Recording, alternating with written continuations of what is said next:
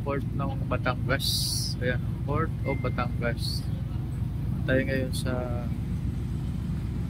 barko ng Tubo.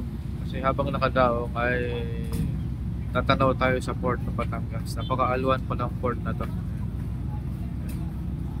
Napakaalwan. Yun, ito yung barko ng Tubo. Ayan. Port ng Batangas, maraming sasakyan. Siguro sasakay ito sa Roro. Ayan, nakapila. Ayan.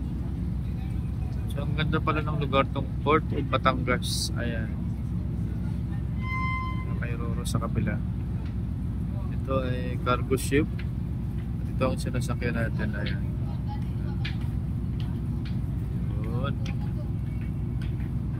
So, magandang panahon ngayon at wala tayong counter na hangin na palakas na alon. Thank you guys sa support.